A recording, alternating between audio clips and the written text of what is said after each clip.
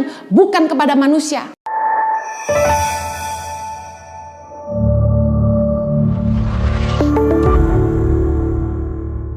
Daud belajar setiap kali menghadapi masalah, dia tidak gentar. Di dalam Mazmur 144 ayat yang pertama, Daud berkata begini, "Terpujilah Tuhan gunung batuku, yang mengajar tanganku untuk bertempur dan jari-jariku untuk berperang." Daud itu tidak lari ketika menghadapi masalah, tapi Daud menghadapinya. Dia percaya dengan pertolongan Tuhan, dia bisa menang melawan singa dan beruang. Tahukah Anda bahwa semakin banyak masalah yang bisa kita selesaikan dan semakin besar musuh yang bisa kita kalahkan, semakin cakap kita menghadapi persoalan. Banyak orang Kristen mentalnya cengeng, mentalnya pengecut, mudah menyerah ketika menghadapi masalah dan tantangan. Mari belajar dari Daud. Keadaan, perlakuan orang terhadap dia, bahkan orang terdekatnya, orang tuanya sendiri, tidak membuat Daud lemah, tapi justru Daud bangkit dan menaruh kepercayaannya kepada Tuhan. Saya mau katakan, anak-anak muda, kita nggak bisa pilih siapa orang tua kita. Kita tidak bisa mengendalikan bagaimana orang memperlakukan kita. Kita tidak bisa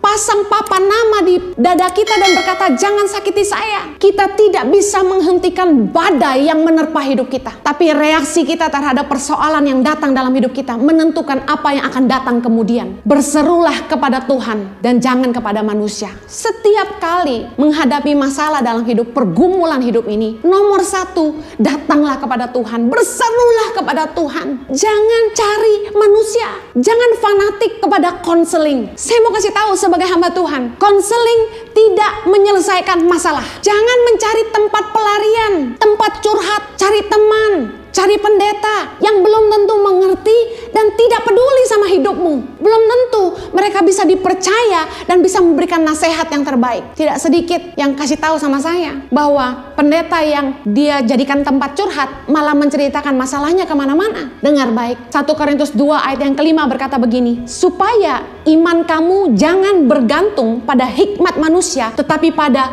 kekuatan Allah." Berserulah kepada Tuhan, bukan kepada manusia. Ketika kita menghadapi badai dalam hidup ini, belajarlah mengandalkan Tuhan, sumber hikmat kita. Bergantunglah pada kekuatan Allah, jangan bergantung pada hikmat manusia. Saya percaya hikmat dari Tuhan akan diberikan kepada kita saat kita meminta pertolongannya. Proses hidup yang Tuhan izinkan terjadi dalam hidup kita adalah cara Tuhan untuk mempersiapkan kita untuk tujuannya yang besar. Saya bersyukur Tuhan itu sudah mempersiapkan hidup kita jauh sebelum kita menghidupi rencananya hari ini. Proses hidup itu Tuhan izinkan terjadi untuk menghantar kita kepada rencana Tuhan yang sempurna. Dari kecil saya terbiasa tidak bisa mengandalkan diri kepada orang tua. Saya pernah cerita di khotbah saya yang lain bahwa orang tua saya meninggalkan saya umur 11 tahun. Saya harus berjuang, dibuang sekolah ke Australia, harus bekerja keras untuk bisa melanjutkan sekolah, untuk membiayai hidup saya. Dan bagaimana saya mengalami begitu banyak kesulitan hidup, punya pemimpin yang mengecewakan, dan